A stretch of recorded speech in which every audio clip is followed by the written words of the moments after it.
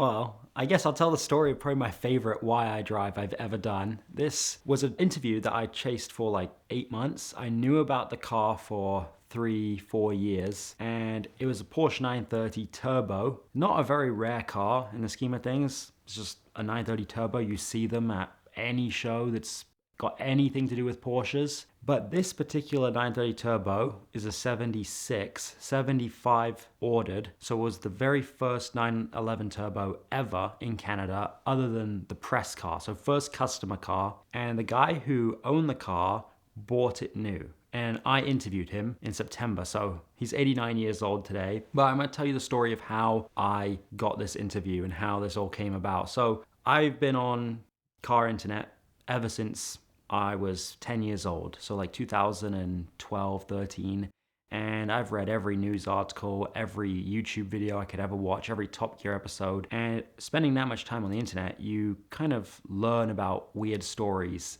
Probably some point in those 10 years, while searching for stuff, I found out about the most driven Porsche ever.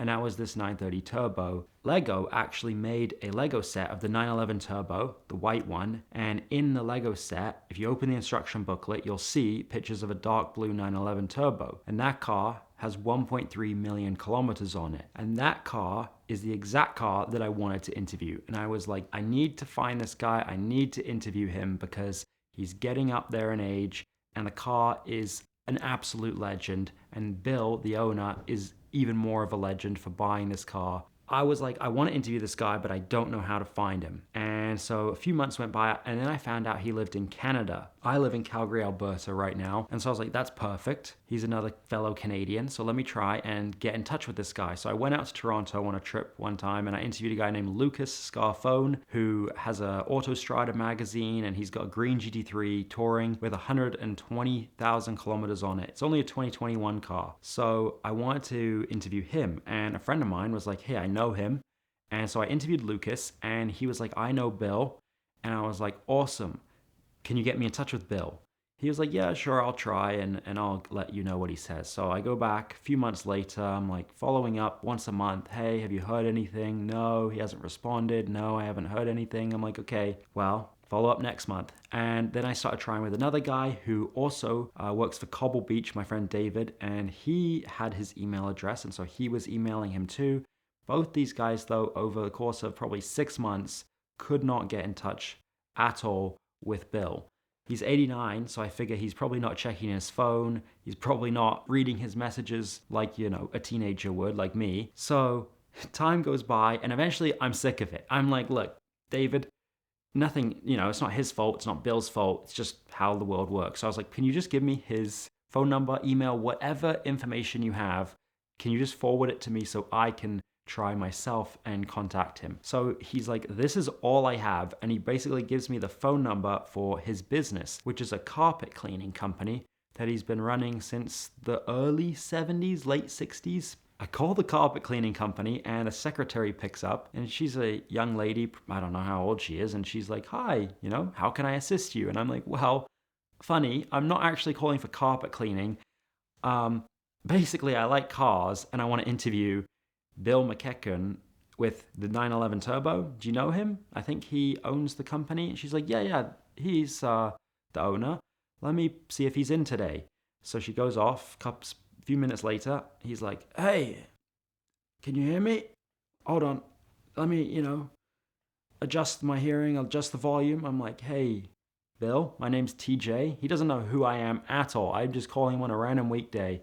And I'm like, look, this is a bit of a wild shot, but I make interview videos where I ask people why they drive the car they do and why they love their car. And would you be willing to do one of these interviews? I interviewed a guy named Lucas. I think you know him. He has a GT3 with high miles. And he's like, yeah, I know Lucas.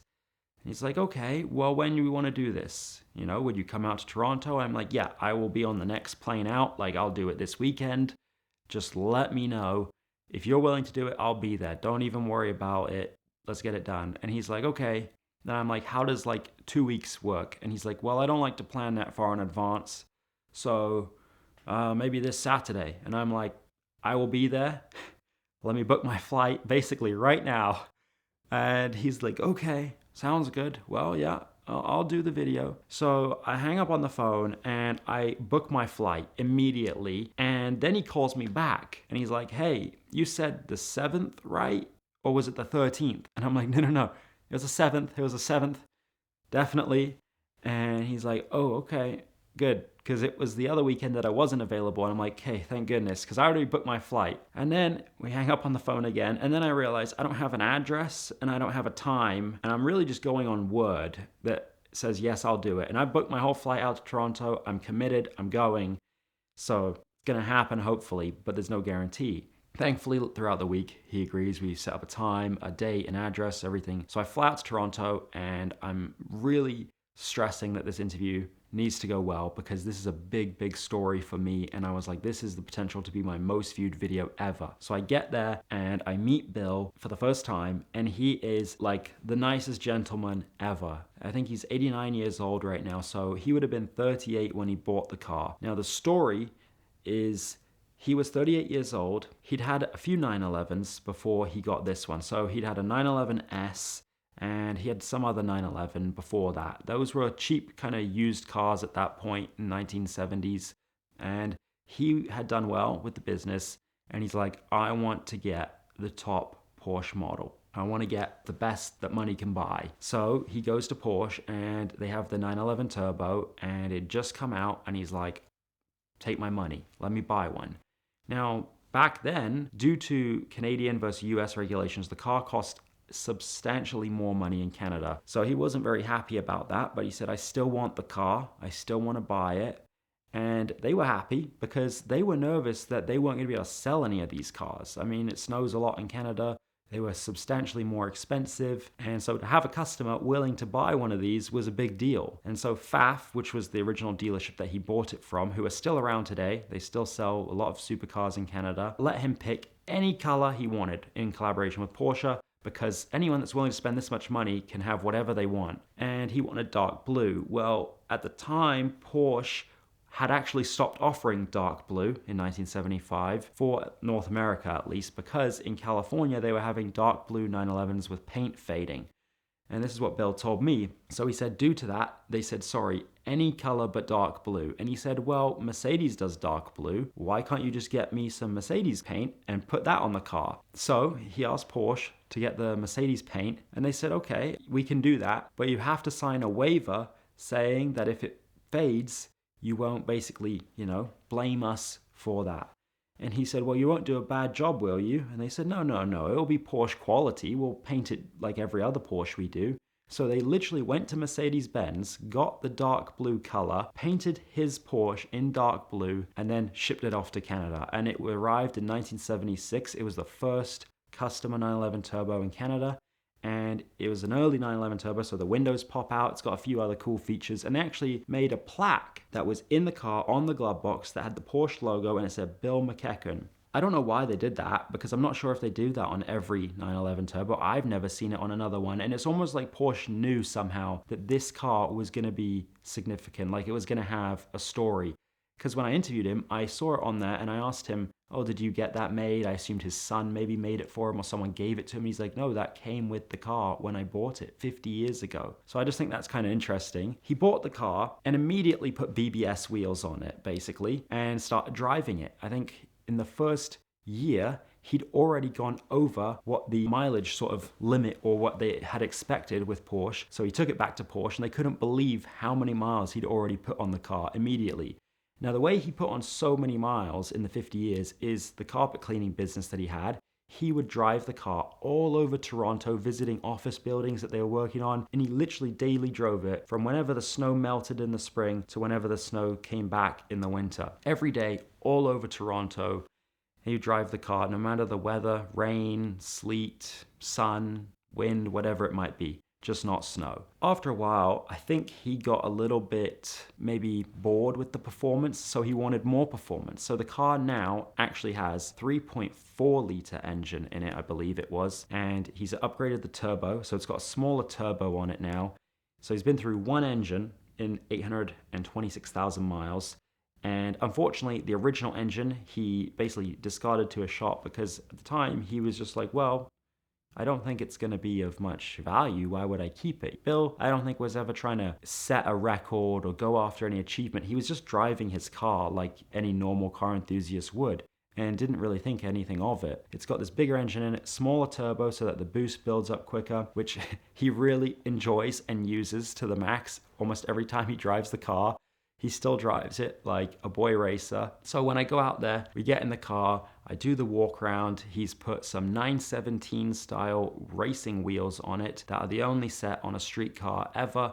And they actually cracked because they're so lightweight back when he first put them on that they had to send them back. They got them fixed by the company in Arizona that made them. So he's got a roll bar in the car, he's got the upgraded engine, the smaller turbo, the Porsche 917 racing wheels, and he's got deer whistles on the front just so that he doesn't hit a deer or anything. And in the 826,000 miles that he's driven, the car's gone through one engine. It's gone through a rebuild of the engine, obviously. I think it was once every 250,000 kilometers or so. He's gone through, well, the one transmission. It's the original transmission, but he's gone through rebuild. He's upgraded the steering wheel, and he's put some gauges in it so he can see his boost. And you know, it's like a proper Japanese like midnight club sort of spec race car for the street. And when I interviewed him and I asked him, Bill, why did you drive this car for 50 years and not decide when the next 911 Turbo come out to upgrade it? And he told me that the reason he bought the car was for the racing pedigree, for the racing history, because Porsche used to have the 934 and the 935s, and they would race them. And he actually was involved with Ludwig Heimrath, who is a Porsche racing driver in Canada. And so there's pictures of him on his racing team. He would go travel around with them to all the circuits around the USA and help out. He was at, 24 hours of Sebring and all these other races, helping them at Road America. So he really was involved in Porsche racing back in the 70s and 80s. So because of that, he felt a connection to that specific car, and he thinks it looks the best. He said he thinks every 911 Turbo afterwards isn't as good as the 930 in his eyes. And so he just kept the car. He's like, why would I sell it? Why would I buy a newer one? It's not like he couldn't, but he just loves that car so much. And I think it's that racing connection that made him fall in love with it. And although 911s are still racing, they're still winning, that car really put the 911 on the world stage and was like insane for its time.